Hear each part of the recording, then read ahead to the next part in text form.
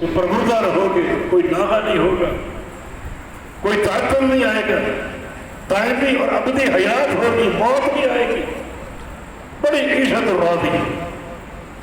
کب؟ جب نیکیاں بھاری پڑ جائیں۔ کتنی بھاری پڑ جائے؟ جتنی مرضی، چاہے ایک ذرے کے برابر کیوں نہ، اور یا پھر گناہ بھاری پڑ گئے، کتنے؟ ایک ذرے کے برابر۔ وَأَمَّا مَنْ خَفَّتْ مَوَازِينُهُ فَأُمُّهُ هَاوِيَةٌ وَمَا أَدْرَاكَ مَا هِيَ نَارٌ حَامِيَةٌ۔ اس کا ٹھکانہ جہنم کا گڑھا، آگ سے بھرا ہوگا۔ کیا جانو یہ گڑھا کیا ہے؟ بڑا خوفناک اور خطرناک۔ یہ دو نتیجے جو قرآن نے ذکر کیے۔ نیکیاں بھاری ہیں، ایک ذرے کے برابر کیوں نہ ہو وہ جنتی، گناہ بھاری ہیں، ایک ذرے کے برابر کیوں نہ ہو وہ جنتی۔ تو پھر اس کا ایک تقاضا ہے، اور وہ تقاضا یہ ہے کہ ہر نیکی انجام دے اور کسی نیکی کو حقیر نہ جانے۔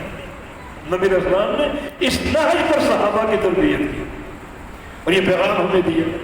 ایک سائل نے کہا یا رسول اللہ صلی اللہ علیہ وسلم میرے دل میں سختی ہے، اس کا علاج کیا ہے؟ فرمایا کہ لا تحتقر من المعروف شیئا، کسی نیکی کو حقیر نہ جانے۔ اس کا معنی یہ کہ چھوٹی سے چھوٹی نیکی آ جائے اسے کر گزرو، یہ نہ سوچو کہ یہ نیکی میرے معیار کی نہیں، میرا لیول اونچا ہے، یہ نیکی چھوٹی ہے، یہ نیکی چھوٹے چھوٹے لوگوں کا کام ہے، میں نہ کروں۔ نہیں، یہ سوچ کر کرو کہ ہو سکتا ہے یہی نیکی میرے وزن کے فرق کا ذریعہ بنے، کیونکہ یہ فرق ایک رائی کے دانے کے برابر بھی ظاہر ہے۔ یہ نیکیاں کرتے جاؤ۔ نبی علیہ السلام کی معروف حدیث ہے 40 خصلت 40 خصلۃ اعلیٰ منیۃ العنزہ، چھوٹے چھوٹے کام 40، اور کا آپ نے تعین نہیں کیا، تعین نہیں کیا۔ جو بندے میں سے ایک کام کرنے میں کامیاب ہو جائے وہ جنتی۔ ہر چھوٹا کام کرو۔ یہ محدثین پاک مثالوں کا ذکر کیا، مثلا دائیں ہاتھ سے کھانا، دائیں ہاتھ سے پینا، دائیں ہاتھ سے کوئی چیز دینا، دائیں ہاتھ سے کوئی چیز لینا، ہر کام میں دائیں ہاتھ کا استعمال۔ یہ سوچ کر کرو کہ ہو سکتا ہے یہ دائیں ہاتھ کا استعمال ان 40 خصائل میں سے۔ مسجد میں داخل ہونا، بائیں ہاتھ کو آگے بڑھا کر مسجد کی دعا پڑھنا، نکلنا بائیں ہاتھ کو باہر نکال کر اور نکلنے کی دعا پڑھنا، اس طرح باتھ روم میں جانا بائیں ہاتھ کو آگے بڑھا کر اور نکلنا دائیں ہاتھ کو بڑھا، دائیں پاؤں کو بڑھا کر دعا پڑھنا، آتے ہوئے جاتے ہوئے چھوٹے چھوٹے کام۔ اس نے ٹھیک ماری الحمدللہ کہا، یرحمک اللہ کہا، یہ سوچ کر تو ہو سکتا ہے یہ خصلت تھی ان 40 امور میں سے، کر گزرو سے۔ اور ممکن ہے یہ خصلت تمہارے فضل اعمال کے موقع پر نیکیوں کے پہلے کو بھاری کر دے، چاہے وہ ثقل اور وزن ایک ذرے کے برابر کی۔ یہ دو نتیجے، نیکیاں بھاری ہو گئی جنت، گناہ بھاری ہو گئے جہنم۔ تیسرا نتیجہ یہ ہے کہ برابر برابر نیکیاں اور گناہ برابر برابر، فرق نہیں ہے کوئی۔ یہ اصحاب الاعراف نہ جنت میں نہ جہنم۔ یہ تیسرا ٹھکانہ ہوگا قیامت کے دن، اللہ تعالیٰ اس ٹھکانے میں ان لوگوں کو ڈال دے گا جن کی نیکیاں گناہ برابر برابر، اصحاب الاعراف۔ کب تک رہیں گے؟ جب تک اللہ چاہے۔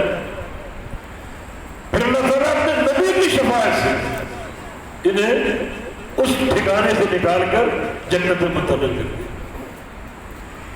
تو پھر تقاضا کیا ہے اس کا؟ اس کا تقاضا توحید کی مضبوطی، کیونکہ نبی کی شفاعت عقیدہ توحید کے بغیر حاصل ہو ہی نہیں سکتی۔ اشهد ان لا اله الا الله یوم القیامہ من قال لا الہ الا اللہ خالصا من قلبہ، قیامت کے دن میری شفاعت ان لوگوں کو نصیب ہوگی جو سچی اور خالص توحید پر قائم۔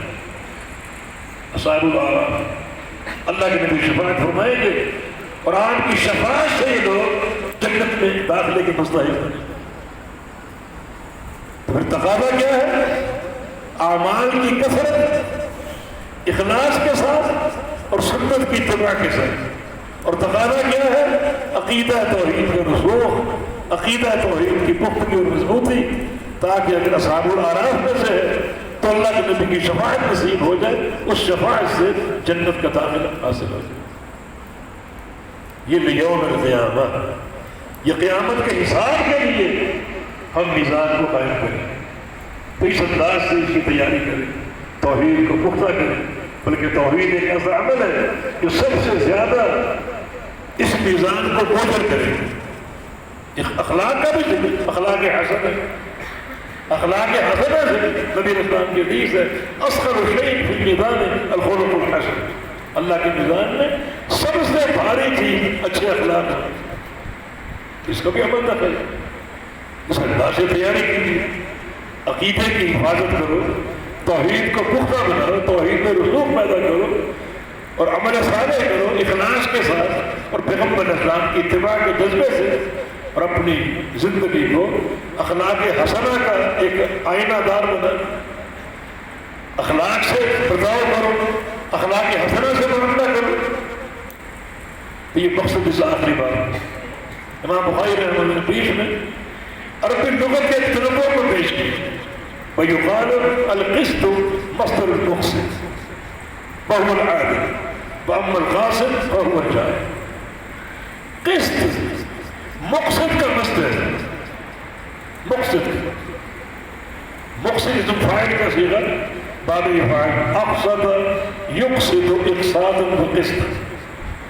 اب یہ اقصد کا مصدر ہے، مصدر ثانی، یہ مصدر اول اقصاد ہے جو قیاسی مصدر فاعل کے بدل میں، مصدر ثانی قیاسی بدل پر نہیں ہوتا بلکہ وہ عرب کے سماع پر معقول ہوتا ہے، اس کو سماعی مصدر قرار دیا۔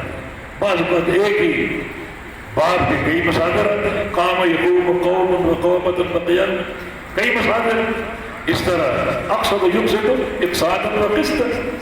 اگر یہ مصدر ثانی ہے تو اس کا ایک تعبیر بحسب زوائد ہے، یہ بھی قواعد کے تحت ہے، یا یہ مصدر ثلاثی باب کا ہے، ثلاثی مجرد ہے، قصد یقصد قسطا۔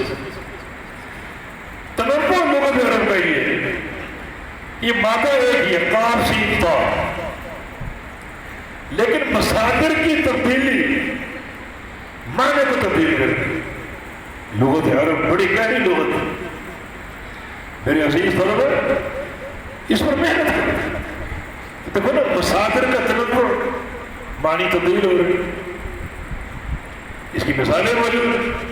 اب باب واجد یجد ہے، ایک ہی باب ہے، واجد یجد ہے، اس کا مصدر اگر وجودن ہو تو معنی اور ہے، اور اس کا مصدر اگر وجدانن ہو تو معنی اور ہے، اور اس کا مصدر اگر وجدن ہو تو معنی اور ہے، اور اس کا مصدر اگر موجودن ہو تو معنی اور ہے۔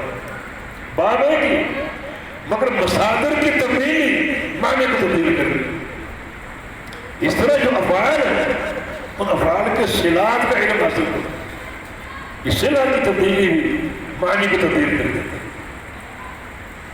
دعا لہو کا معنی اور ہے، دعا علیہ کا معنی اور ہے، اور دعا ہو کا معنی اور ہے۔ دعا یدعو بغیر صلہ کی متعدی ہو تو معنی اور ہے، اور اگر صلہ اس کا لام آ جائے معنی اور ہے، صلہ اس کا علا آ جائے تو معنی اور ہے۔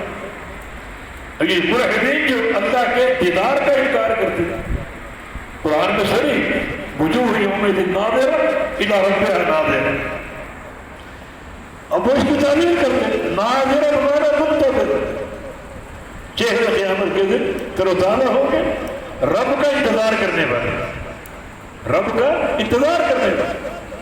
یہ معنی جہالت ہے، یہ ناظرہ ناظرہ بمعنی انتظار ہے، مگر ناظرہ کے دو استعمال ہیں، ایک ہے ناظرہ ہو بغیر صلہ کے، یہ معنی انتظار، اور ایک ہے ناظرہ الیہ، اس کا معنی کیا کرو رعا دیکھ رہا، ناظرہ الہ کا معنی اور ہے اور ناظرہ ہو کا معنی اور ہے۔